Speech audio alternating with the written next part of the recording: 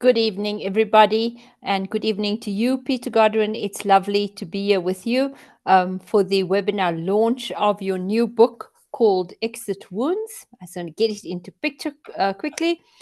Congratulations on writing it. And as someone who has enjoyed your previous work a great deal, I'm excited to be with you tonight. Do you want to kick us off with telling us when you finished the book and also perhaps reading for us? What I noticed is that it's very different to The Crocodile Eats the Sun, Mukiwa, and The Fear. And I was wanting to ask, how does it fit into your collection of books or to your opus? Hi, thank you very much for having me. Hello, everybody, though I can't see you. I hope somebody's there. We're not shouting into a void. Thank you for that introduction.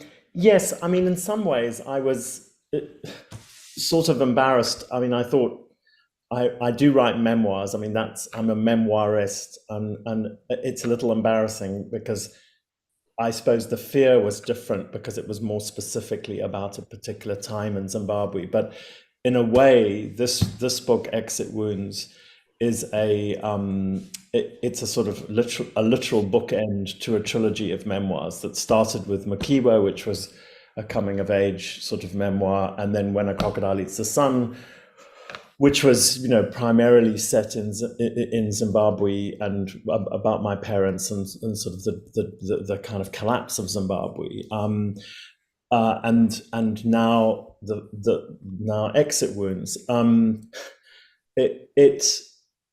When I teach memoir, which I do at college, I try and draw a distinction between autobiography and memoir, and I feel like I do it by invoking a sports metaphor, rather a TV metaphor, really, which is that that in an autobiography, the author is like a TV reporter standing in front of the camera with a microphone, going, "Here I am," blah, blah, blah, blah, blah. And if for whatever reason the camera operator sort of jogs the camera, then the writer will, the author will move it to get back into full frame, and blah, blah, blah, blah, blah.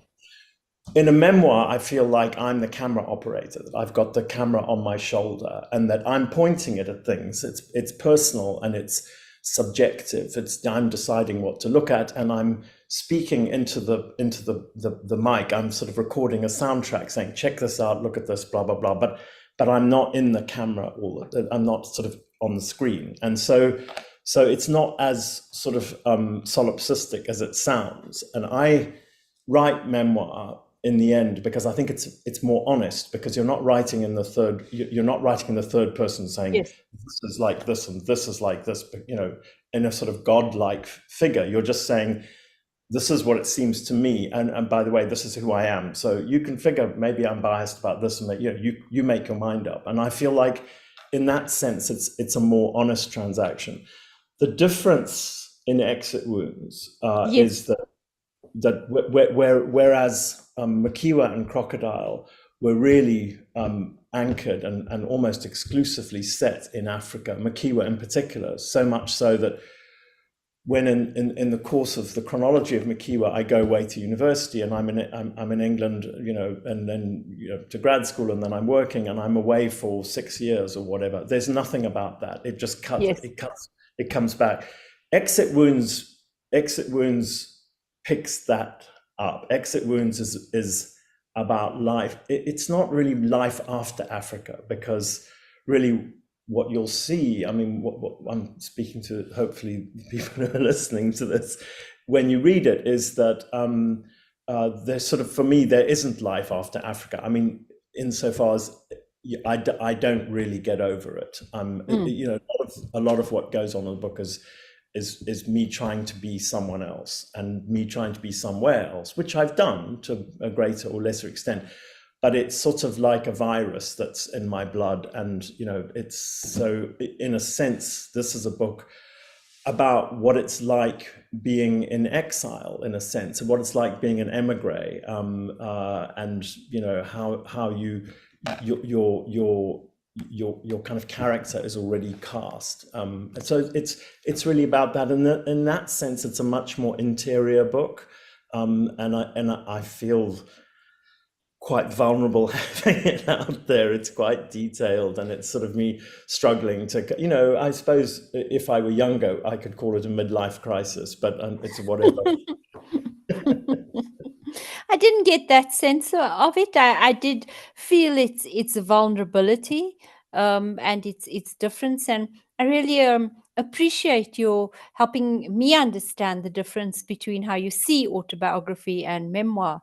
That's really interesting. So I thought we may start off, and there are over 200 people with us. I know we can't see them all, but Tamina's just told me, and you're all welcome, that perhaps you could read a passage from the book to kick off our discussion, Peter.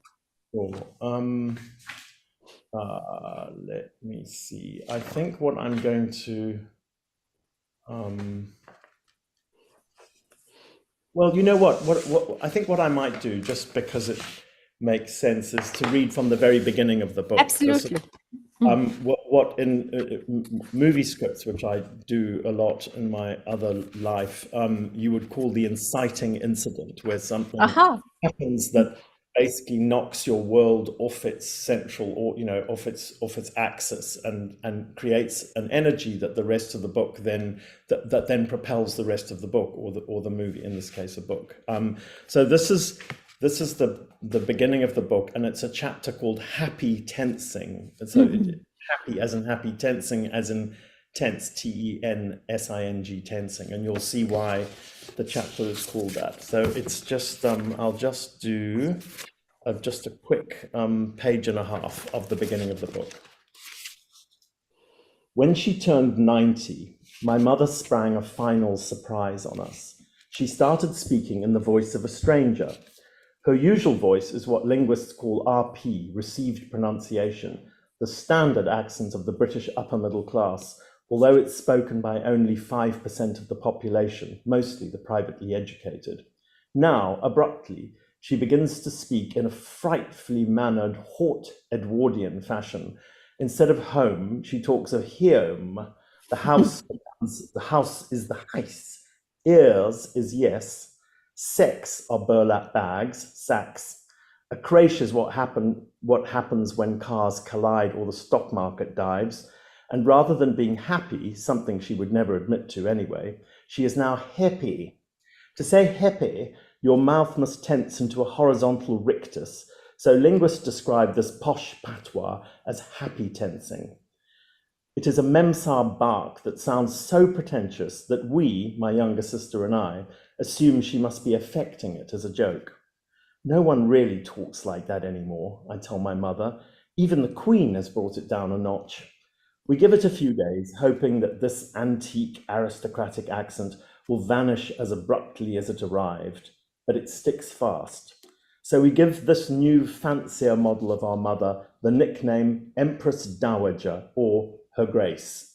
HG happened to be her initials too, Helen Godwin for short. While we try to figure out where this alien voice has come from and why it has suddenly shown up. The most obvious trigger, a mini stroke, is ruled out by her doctor. Her Grace is not much help in our quest. She denies that her voice has changed at all. I've always spoken like this, she insists. Always emerges as always. The Empress Dowager makes two other changes around this time. The first change is that for no compelling medical reason, she takes to her bed, as if prematurely lying in state. And she acquires a new bed, one of those hydraulic ones you see in hospitals, adjustable both in angle and in height. Whenever we visit her now, she presses the control panel to elevate the bed so that she can peer down at us in Solomonic judgment. The second change is that despite having always been acutely conflict-averse, allergic to embarrassment, oblique in her diplomacy, she now sheds her social filters. Doctors call this disinhibition syndrome. Like a toddler, Her Grace now blurts out whatever happens to move through her mind, however peevish or splenetic this may be. Indeed, she seems to almost to relish causing offence, especially to me, her geographically distant offspring resident over the ocean in America. So that's lovely. Thank you. So I'm the daughter of a 94-year-old mom. And so as I started reading, I immediately loved Her Grace, or Dr. Helen Godwin. I loved her feistiness, and I loved her independence, and the things she said, and how she lost all her inhibitions. Um, and you write about her now confined to bed. Like you say, she's decided so herself. But the glimmers of the selfless doctor in Zimbabwe are still all over the book. And so, but she's quite vulnerable now. Was it difficult for you to write about your mom? At this point in her life? I mean, I read a lot of the literature of aging and of longevity, and I wondered how that was for you. Yeah, who was it? I can't remember, Charlie Chaplin or someone saying that, I always get this quote wrong, that only difference between comedy and tragedy is the camera angle. Is, one is when you're close up and one is when you pull back. And you can, in a sense, when you're close up, it can be funny, but when you pull back, you see it in its full context. It's sad. It's sad, and this is a funny, sad book. It's not.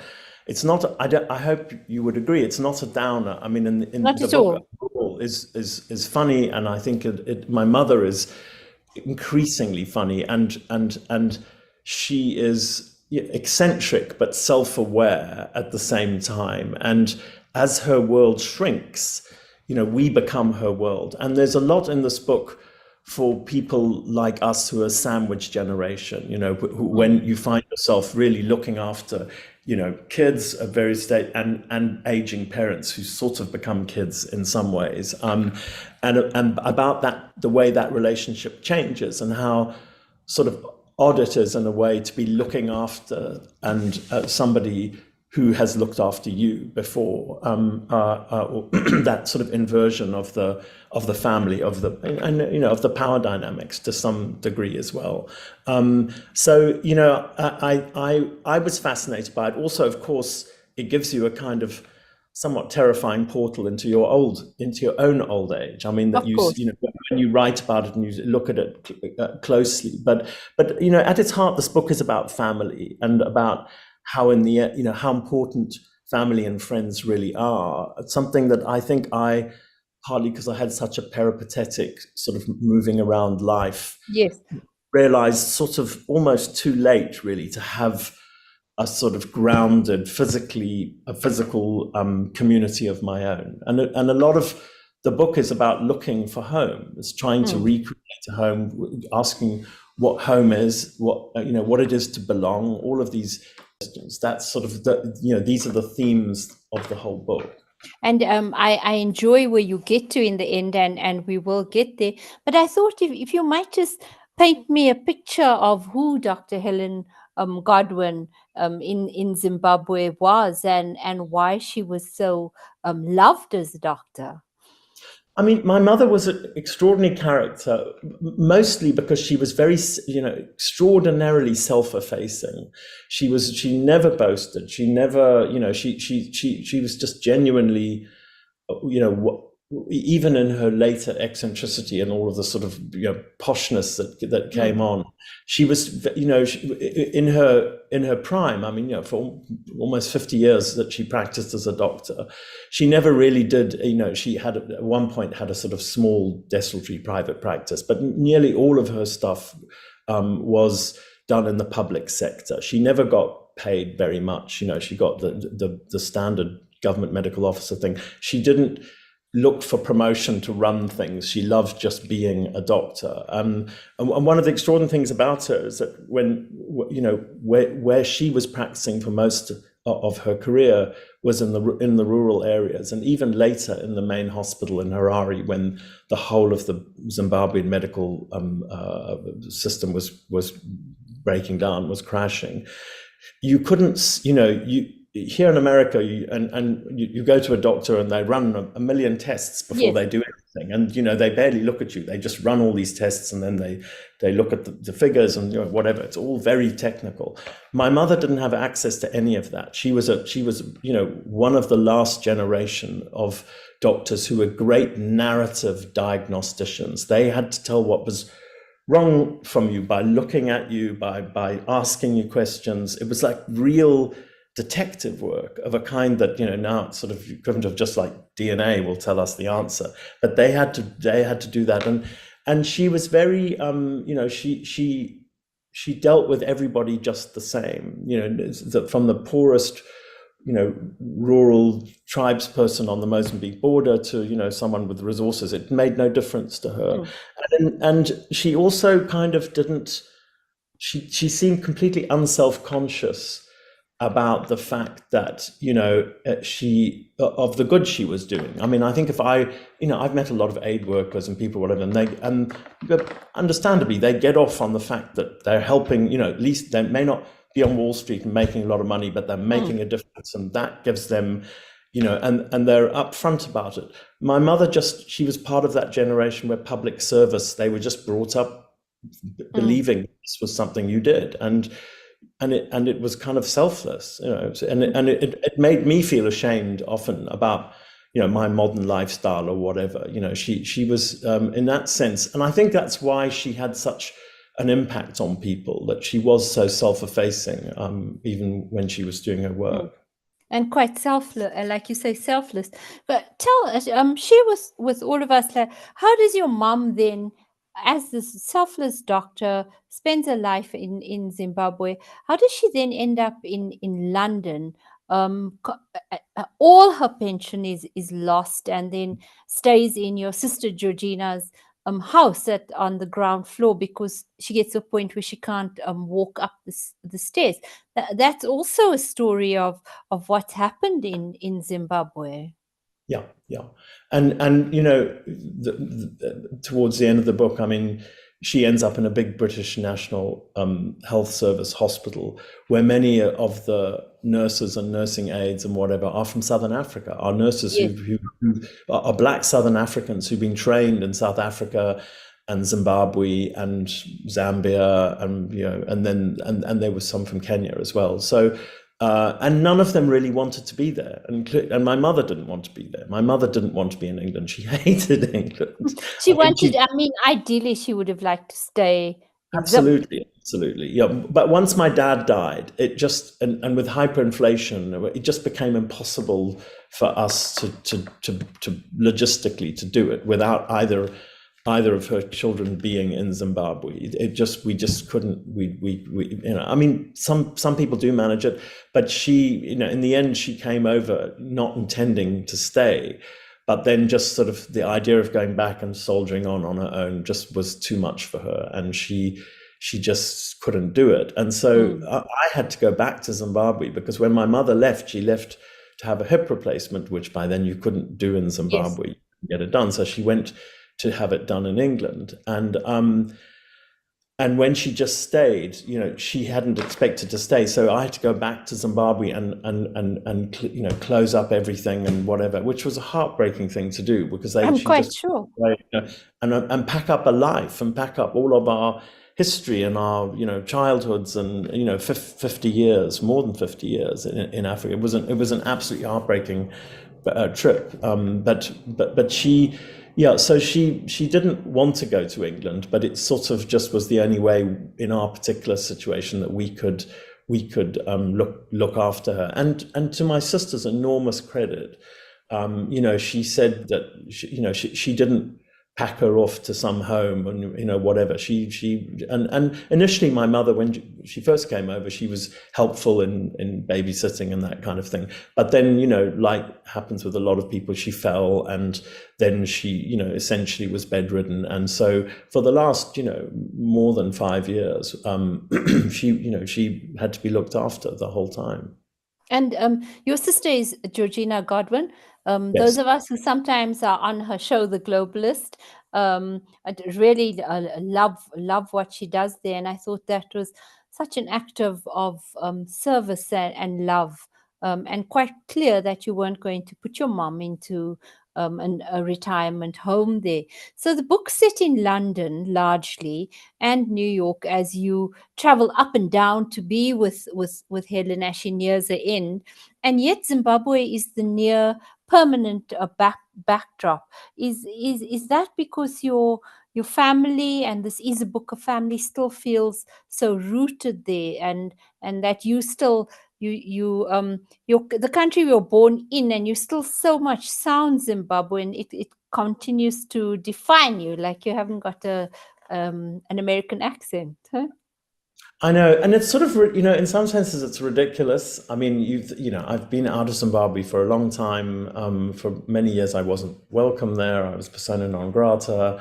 And I spend a lot of time, writing about Zimbabwe, trying to sort of help democracy activists and whatever, to sort of no avail, really. I mean, I felt like in the end, nothing I did moved the needle in the slightest way, and yet I spent most of my career doing that. So, in that sense, it does feel like I've sort of had a quixotic career that, if I look back, I could have done something else completely. But yet it is, and also, that there is the added, there is absolutely the added wrinkle that as a white African, your identity is even more problematic. It's certainly problematic when you leave, because people think you're not really African, and you're not, you're native, but you're not indigenous, and worse than that, you have a colonial history.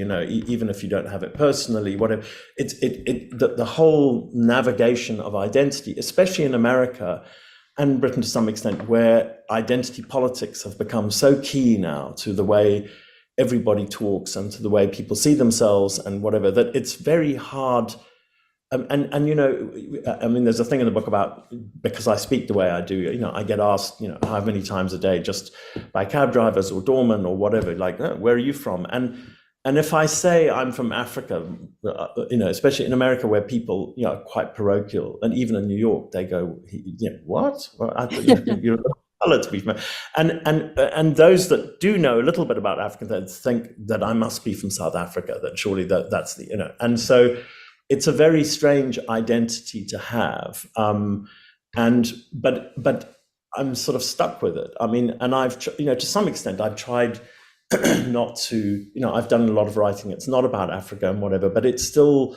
I mean, none of my family live in Africa anymore. No, there's none of us left in Zimbabwe. And I mean, the white. But do you still keep an eye on Zimbabwe? Yeah, I mean, I used to keep more than an eye on it. I used to keep too many, both eyes on it at one point, and now, honestly, I'm just depressed about it. I mean, I just sort of, I do watch it, but it's just, I feel like it's skittering along the bottom in terms of, it's just the change from Mukiwa, from Mugabe to Mnangagwa made no difference, as in any moral universe, and it's where it is, and I get.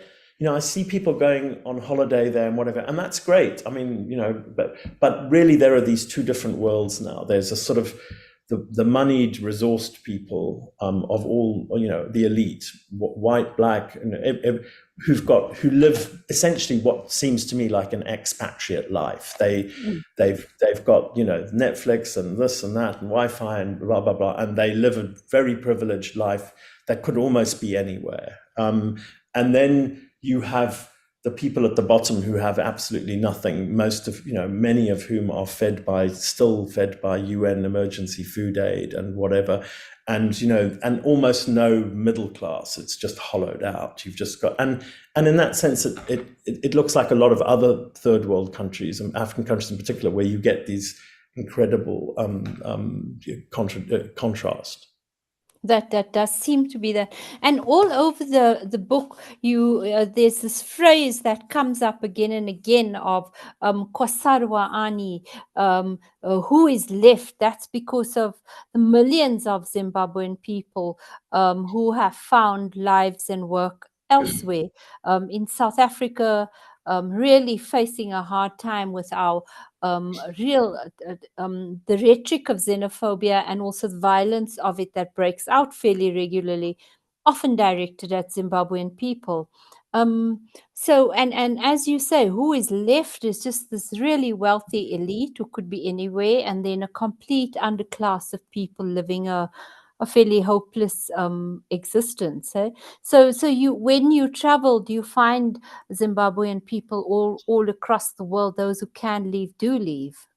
Absolutely. I mean, especially as you pointed out in South Africa, where there are so many Zimbabweans of all colors, but especially Black Zimbabweans, and to the extent that Zimbabweans survive in Zimbabwe who aren't part of the elite, they are nearly all subsidized by family members who are working in the diaspora, often in South Africa, who are sending money home. And that's, if that were to stop tomorrow, the revolution probably would happen in Zimbabwe, because people wouldn't be able to cope. That they rely on the money coming back in. And that Kwasaro Ani thing, it's said as a sort of a rueful greeting when Zimbabweans meet each other on the streets of London or of Cape Town or Johannesburg. Really? You say Yeah, Kosarwa Ani. like, who's left there? You're here, I'm here. You're here. Who's still there? Yeah. So it's a sort of rueful greeting, as a sort of half joking, but again, that tragic comic thing. Yeah. I wonder if you managed to watch the Al Jazeera series on the gold smuggling networks and what we in South Africa now call state capture, taking on that form in Zimbabwe is quite a shocking series, but it doesn't really seem to have impacted at all. I know. I mean, I feel like that the Zimbabwean elite now, they just there's nothing you can do to shame them. I think they really don't care. And the way that, I mean, the state capture in Zimbabwe is sort of complete. I mean, it's captured. The state has captured every single piece of the economy. It's captured politics. It's captured. I mean, there's no, it's not a democracy. So I think that that it is and once it gets that stage and stays there, you asked me if there's not much to read. I mean, it's just it's the same old. The same story. Yeah. So perhaps that's why South Africa and our leaders find it so hard to look, because therein lies a cautionary tale. So if Mukiwa was the memoir of a younger man, this one is that of a man approaching an inflection point. I read it as you clearing and confronting, like your home and family sound lovely, but it's not without pain. Yeah, I mean, and my family specializes in sort of stoicism. We kind of, do you stiff up a lip and just get on with it and whatever, which is all the more surprising. This makes the book more surprising because, in a sense, I'm actually looking at stuff that we can't normally talk about in our family. It became a weird thing because, in Crocodile, when a Crocodile Eats the Sun, the second book in this series, effectively, one of the sort of fairly dramatic things that happens in that book is that it becomes apparent that my father has lied about his identity and where he's from and all that kind of thing, and that his family were killed in the Holocaust and et cetera, et cetera. And there was this whole, which we never knew, and that made me understand why we didn't have those sort of conversations in our family. We didn't sort of talk about that kind of thing. We didn't talk about our feelings, and so we didn't emote in any way. And the weird thing that book did, and perhaps that's why I kept writing memoir, is that was as close as we got to talking to each other about stuff, was me writing it and putting it on a page, and then I would talk to my parents about the book as though it was this thing over there that wasn't really us, that it was some fictional family or was based on us, And so it was the one way that we could sort of talk about what had happened to us and who we were and all of these sort of things, was sort of through this kind of this object, the book. The book became a way to have a conversation. And then you then become a very different man, different husband, a different father to your boys, Thomas and Hugo, by almost by design of wanting to be different. You talk more, you communicate more, you say things to each other. You are very closer than you were, huh? To your own parents growing up. Yeah, I mean, I think to some degree, you sort of become the parent. You try to become the parent that you wished you had. It's a Sure. sort of fantasy type thing, and in its own way, that's solipsistic, because as there's a bit in the book where I'm, going on about the kids, about something or other with a friend of mine who happens to be a pediatric shrink, and he turned to me and he said, "Just remember to parent the child you've got and not the child you were." And it was, Aha. oh shit, Oh. right, and in that sense, I am a very different parent to the way to my parents, but my parents were always away, always working. My mother was completely distracted. I mean, by I mean, saving your lives. mom, she bends it down to you and says, "Now, what I need from you is to be a big boy and basically not need me." Hmm? Yeah, I mean, and when I was sort of 4 or something, and then I thought that's how I would get her. That's how I would, make her love me, was to do that. And then, of course, I never saw her again. I mean, emotionally, she was that was it. My mother was many things. She was a great doctor. She wasn't a great mother, as she was the first to admit. She was a much better grandmother to my sister's daughter. My niece Xanthi saw her, thousands and thousands of hours more than I ever saw my mother in my whole life. I mean, sort of And what did you, Peter, what did you call upon in yourself to be the exceptionally loving son who you were to your mum in her final days, heading up and down that right. I London, mean, New York and flight, and I did go a and lot, really although. being attentive, the poetry and the Right, reading? right. Yeah. I mean, Georgina did all the heavy lifting. Let's be clear about that. She was the one who really made the sacrifices. But I did go a lot, but nevertheless, I was living over here, and so I think what I realized, even sort of at the time, is that when I would go and visit my mother, I was sort of overcompensating for feeling like I'm somewhere else and whatever, and I would sort of draw up a chair and just talk to her. And there's a lot of poetry, as you say, in this book. There's a lot of poetry because my mother was sort of classically educated, and in one of those sort of weird neural things that happens with age, she seemed to be able to remember these poems by heart, that she'd learnt as a schoolgirl, and so she would sort of spout poetry, and I was like a Shazam of poetry. I had to sort of she'd just start, with a stanza of a poem, but she couldn't remember what the poem was called or even who wrote it. And so I would then have to kind of search around and then find and then we would, so it became a sort of thing we did. It was a pastime for us, a hobby, the poetry. And it was all basically pre-war English poetry mostly. And it was extraordinary. And she talked, and, in many ways I had more conversations with my mother in these last years covered in this book than I'd had in the whole rest of her life.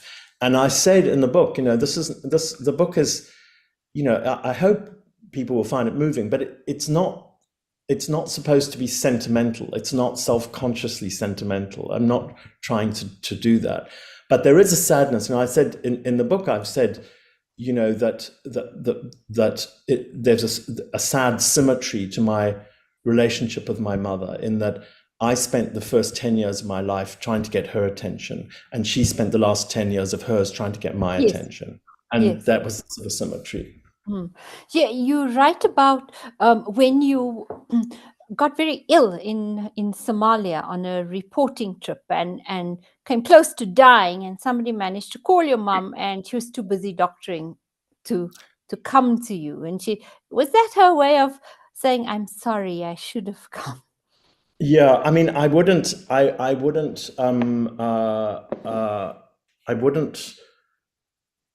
Yeah,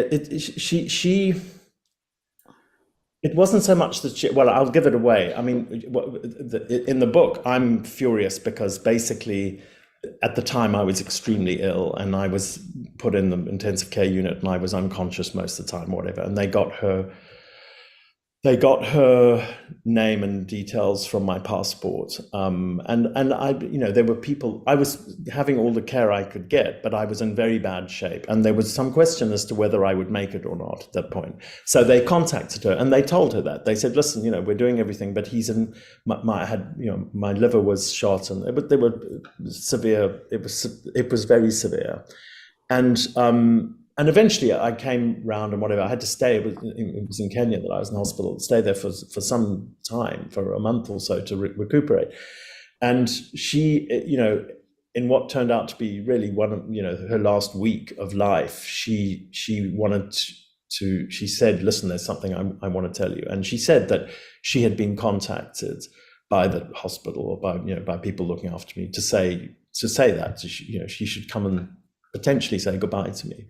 And she said, and this is her talking in the hospital, and she was saying, she said it was a long way and the flights were expensive and I was busy at the hospital and, her hospital where she was working. And she said, long story short, I didn't come and I never told your father, and, whatever. And she'd had this sort of guilt, she'd been nursing this guilt for decades and decades. This happened when I was like 27. I mean, literally decades. And I was sort of furious because I felt like, she's telling me this because she wants me to forgive her and say it's all, whatever. But by telling me this, she's doing it to me for the first time because I didn't know that this had happened. So she's making me aware of it to get to get the dispensation, whatever. So she's actually sort of not doing it all over again, but doing it for the first time. So I was sort of angry. I didn't let her see it, but I was kind of furious. And later when I told my sister, and I was all puffed up with kind of indignation and, bile about it. And my sister pointed out that I was 27, which was exactly the same age that our older sister had been when she was killed in the Rhodesian War. And my mother had to attend that, and Georgina, my younger sister, said, being at the death of one child is bad enough, but being at the death of two, she couldn't have borne it. And it just hadn't occurred to me. I was so embarrassed. I thought that was so wise of Georgina. I mean, I don't want to give too much of the book away because it's a great read and I hope people do buy it and read it. So let's come to the title, Exit Wounds. What is it? How did you come to the name? So it really comes from when I was working at the BBC as a foreign correspondent. Before we went into war zones, we had to go on these courses, which were called hostile environments courses, and they were like, how do you survive in a war zone, and do's and don'ts, and this and that, and if you're kidnapped and whatever, just all of the sort of practical stuff. And we would do it, and that we were taken down to this big sort of country estate down in the west of England, where special forces and doctors and various psychologists and whatever would teach us this stuff, over the course of a week or whatever, and you'd have to go for topping up and whatever. And one of those doctors who was briefing us was the chief medical officer for the Royal Marines, Colonel Jolly, and he was, he would have a slideshow and whatever, and show you like different kinds of wounds and what you should do, and it was sort of more than first aid anyway. And he was saying, he would show this picture, on a slide of someone who's been shot in the somewhere in the abdomen, and the bullet hole as it goes in looks really small and survivable, and you think like that, and then the next slide is the back view, and as the bullet goes in, the bullet tumbles as it hits your body and bone and whatever, and that tumbling creates a huge hole in the back. The whole of the guy's back is blown out. And he said, it struck me and stayed with me, obviously. He said, listen, the entry wound is not your issue. It's the exit wound. He said the exit wound is what kills you. And for me, the exit wounds are the exit. It's the exit from Africa as much as anything. It's the exit, and to some extent, I mean, this book is not a divorce memoir, but it's also the exit from my marriage and from family, which to a great degree I realized that I was using as my hinterland. And to that extent, I think that the boys here, bringing up the boys, which I was. When I wasn't on assignment, I was a sort of stay-at-home dad. I mean, I did a lot of the domestic stuff, which is another part of this story of how that affects families and whatever when you flip gender roles. Yeah, you and Joanna Coles had, I didn't realize that, such a beautiful marriage of how you could joke with each other so wonderfully. You seemed like such perfect foils for each other. Yeah, I hope that comes across, because she's, Joanne has a great sense of humor, and I think that's why we stayed together for so long. She's very funny, and a lot of I want to make sure that the viewers, that when they read the book, understand that the repartee between Joanna and I is it's supposed to be funny, and it's quite difficult in the book sometimes if you read it straight to know that even when we're taking the piss out of each other, it's all done. That's sort of what we did. That was our shtick. I love how she looked at your playlist and said, "What is all people with what? No identities." She's just like, oh, people with no nations. Like, why have you tribes without flags? It's just like, what's. And then I looked at it, and she was absolutely right. It was like, huh. And then she was sort of always, just.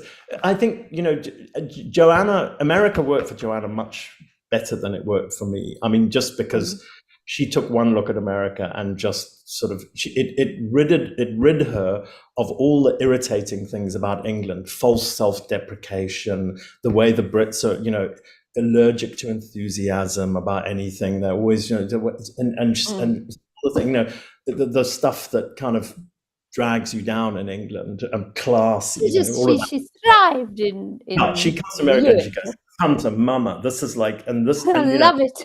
I don't know whether I was, because I was older than her, so I was older when we came here. I was already, I think I was in my very late 30s, maybe even 40. I can't remember. So it's really, it becomes, incrementally more difficult to start again the older you are, for obvious reasons. Yeah. But also, this was my second big, I'd already tried to transplant from Africa to England, and that, in a way, that takes a hell of a lot of emotional energy and rejigging your identity, whatever. And then to do it again in America, it was like I just didn't have bandwidth. And you end up on top of a turkey farm, but we won't talk about that now. So many of your fans have questions here. We should get to them. Right. From Neil Parker, off topic somewhat, but how do you feel about American politics today? I often feel they haven't learned lessons we have in Zim in South Africa. Same in Australia. I'll run through a few of them. Elaine Millen, so interesting, wonderful to hear Peter talk. Thank you. I couldn't put down the two books I read, Mukiwa and When a Crocodile Eats the Sun. And then from Wendy Campbell, I have all your previous books, and having lived in Kenya and Nigeria, they resonate. So looking forward to adding this recent addition to my library. Do you want to have a go at those? Yeah, I mean, let's take American politics first, since we've just seen that Kamala Harris and Trump and whatever. Which I mean, I'm not a Trump supporter. I'm afraid I'm very much not a Trump supporter. And he reminds me of I've spent a lot of my life covering dictators and tyrants and whatever. And in his demeanor and in how he behaves, and in his lack of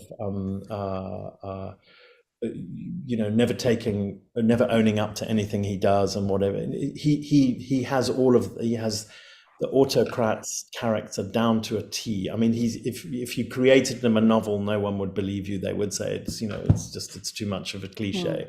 But he is, and these populists, wherever they pop up, are all the same. They and and I've spent, as I said, much of my career I've spent observing dictators and Have you seen observing.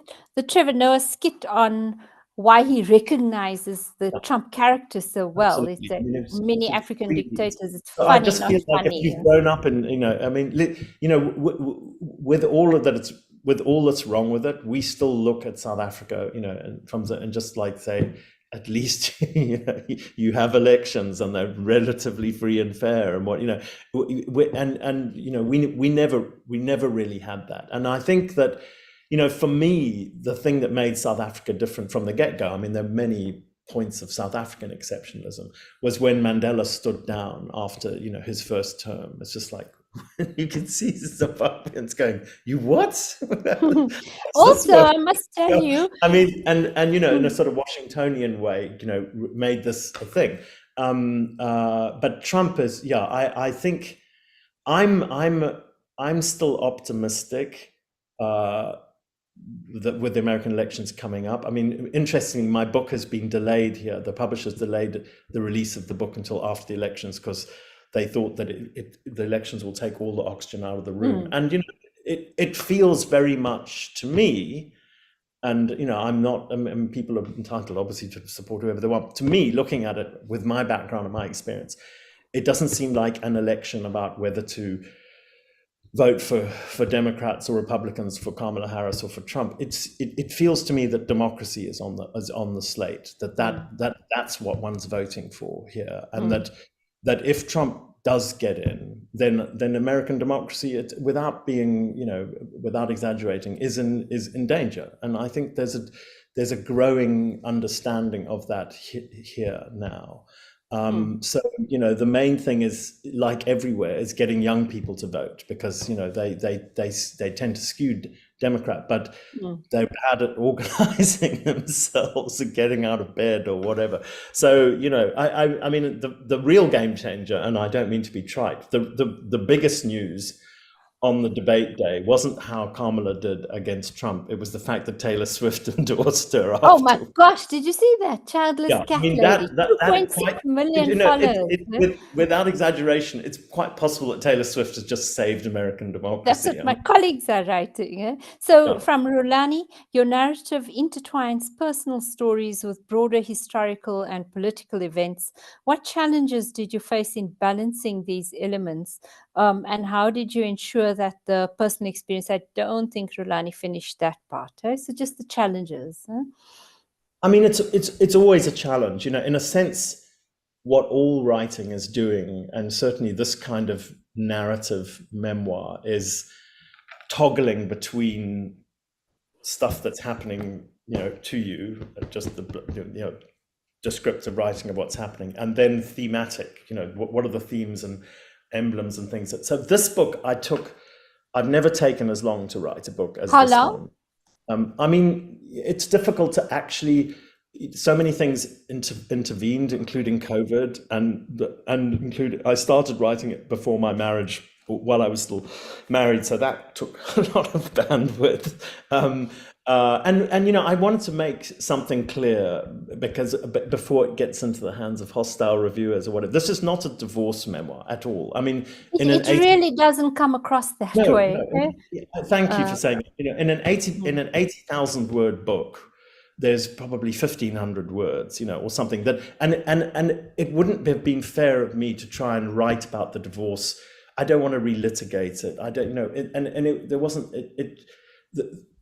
I wouldn't have been fair of me to try and get inside Joanna's head and say she thinks this and this and this, because that would be appropriation. It's like so it's just, insofar as it's in here, it just feeds into the sort of narrative of kind of dislocation and exits and where's home and all of that. Say I write it without really, that. it's clearly not that. I mean, and some of it's funny and whatever, but it's just really how it affects me. I mean, for me, she was just a range of wonderful women characters all over this book. Right. They go all the way from your mom's carers to your sister to. Right, and they nearly all have one thing in common. They're all strong women. And so the theme here, I grew up, my role model, of a woman, a female role model, was my mother. And, she was in a white coat with a stethoscope and smelt of, disinfectant. And, tough women I've grown up with all my life, Catholic nuns and teachers and whatever. So, the weird thing, as I said in the book, when looking back on it, it was no accident that I ended up with someone like Joanna, who's an extremely strong woman, and that wasn't ever our problem. I mean, that wasn't our problem. I'm not. It's not my problem as a man, not because I'm emotionally evolved, just because you end up not mimicking, but you end up with the things that were modeled when you were growing up. So for me, strong women was never like men who don't want their wives to work or whatever. That I don't even know what that Never means. a thing, hey? She's so successful. So, from Linda Rich, who's I think knows you and your folks, look forward to reading your Exit Wounds books. I shared the feeling of exile when your heart's still in Africa. She's working in the US. I have great memories of your folks and mine in Zim. Cornelia Bullen Smith, I'm so very uplifted by this conversation. I was born in Germany, lived and loved in South Africa, and have just moved back to Germany because I need social grant. It's so distant and so cool here. I remember when I first went to England, which was essentially to go to university, and I'd already, I'd never been out of Africa before. But this weird thing where I felt like I'd been looking at England my whole life, but through the wrong end of a telescope, like all of our books and the poetry, culturally we were steeped in English culture and whatever. But when I got to England, it was, it was sort of post-industrial, and it had a malaise. And it seemed so small and so crowded, and everybody had sort of red faces and they were cross, and they were sort of scowling at each other. And it just sort of, it just seemed so different. And I realized, when I went to England, I'm not English. The one thing I'll say about America is that, it isn't predominantly an immigrant country, and you scratch anybody, and unless they're Native American, they've come from somewhere. Yes. In the case of African Americans, not voluntarily, but almost everyone here is from somewhere else, and within an immigrant country, New York is the sort of capital of that, and almost, I can't remember what statistics are, but I think most people in New York certainly don't come from New York, and a lot of them don't come from America. So it is a place, to some extent, the book is also a love letter to New York City, in all its hugeness and cacophony and whatever, and all the things that people say are wrong with it.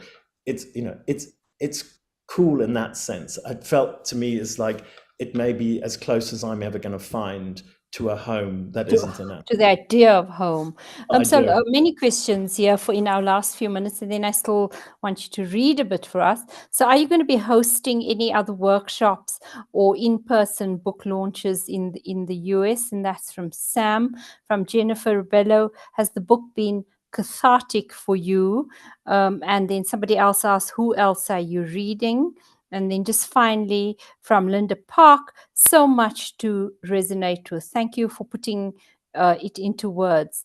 On the topic of Zim, do you think there's any hope? Earlier, Linda, Peter was saying that its story hasn't changed, and that doesn't. Yeah, I mean, I don't want to be just sort of down on Zimbabwe all the time. And people they're amazing the way that they make a plan and survive, and workarounds and everything. But I came to the conclusion, which is when I stopped writing about Zimbabwe, that there's just no way in hell that ZANU-PF will stand down voluntarily. They just won't. They won't. They've been beaten in several elections. By all observers say that. Especially in the 08 and other ones. They are minority government by any standards. But the problem, is the winner take all system. When you get, it seems to me, if you have a country where, for a politician to lose power, they also lose all their income, their house, their whatever, their kids in school, because everything depends on patronage. in somewhere like America, you go into politics, you usually earn less money by going into politics, not more. I mean, that's not so. Yes. So the problem is when you have a system of patronage that's as strong as the one in Zimbabwe, there's no way that that elite will ever voluntarily stand aside, and you know, with the conclusions for that are fairly dire. I mean, that means that it's probably something else will happen. But You know, across the border, something very different happened here. absolutely, In the ANC, absolutely. I was quite. I mean, I was happy to see at Election Centre how the party accepted its defeat, even though some of the patterns are the same. You know, it's You know, listen, patronage politics. far be it for me to wander into South African politics as a sort of, you know, I know nothing compared to you guys, but I have to say that for someone like me and for people coming from my kind of background where we've been struggling for democracy and unsuccessfully, the real takeaway of those elections was that the ANC accepted them, and that that for me, I felt like was a win for South Africa, and you know, and probably had to happen, you know, that their majority would come for this, for you know, for the next chapter to, you know, come in. Absolutely. And I was actually really, you know, I felt really encouraged by their behaviour, and you know, and hopeful in a broad picture. It was shape-shifting. So we have 2 minutes, and I am going to ask you to go to page 251. And I know I asked you to choose, but if I could choose for you. Okay, 251. Hold on. Where's that? Maybe we have different pagination. Let me just check. I think we may. Otherwise, you read what you chose. Huh? Tell me, what does it start with? Where? It starts with the Kwasarwa Ani squadrons of Zimbabweans. Oh my goodness. Oh, don't worry. Wait, is it a new chapter, or is it a new? No, it's in a page, but now I'm wasting our time. So I'll just ask you to read for us what you chose, because to class out in a lovely conversation. Okay. All right, I'll read you. This is just a little bit from my mother. Okay. An answer message awaits me when I get home. It's from my mother, the only person other than spammers who still use my landline. Her voice declaims as though to someone far away, which I suppose I am. I have not yet informed her about my collapsing marriage. I tell myself this is because I don't want to worry her when she is in ill health, though really it's because I feel so humiliated. When I call her back, she reports that she's now suffering from night terrors. David Attenborough, or at least his doppelganger, she can't be certain, emerges from her TV. He stands at her bedside, and in the same hushed cadences he deploys when trying not to disturb foraging Virunga gorillas, he tells his audience that she is about to die. He conveys this news with faux solemnity, as he does when recounting efforts to save the elephants of Gorongosa. Attenborough is narrating her demise, just as he would an endangered pachyderm. When she awakes from this unsettling quietus, she finds she has lost all sense of time, of place, of identity. She is floating, untethered, above herself, looking down upon her own prone body. I remind her that she once saved my life in Gorongosa. I did, she says, eager to claim the credit. Yes, but it was an accident. Oh, well, I'm sure I must have meant it. What did I do? You know, when you know how when you carried out those max vaccinations in Chimanimani, you insisted on including the people over the border in Mozambique, even though it was against regulations. You said it was the only way to achieve herd immunity. Yes, of course, she says. Years later, I was doing a story on the guerrilla war in northern Mozambique, and I was kidnapped by Renamo rebels. They accused me of being a spy, and they took me south to their headquarters on the edge of Gorongosa. When their commandant looked at my passport, he recognized my surname, and he asked me if my mother was a doctor. And when I said you were, he rolled up his sleeve and showed me the vaccination scar on his arm. Your mother, she did this to me, he said, when I was just a young boy. And look, I grew up strong, and suddenly I was transformed from prisoner into honored guest. My mother is gladdened by the serendipity. I wrote about it in Mukiwa, I remind her. Ah, yes, of course, she says, I remember now, but she does not. Beautiful. Congratulations. I hope Thank you. all your launches go very well. And thank you from very many people who joined us this evening. Thank you. Thank you, Thank Ferial. you, Peter. Thank all of you. Thank you.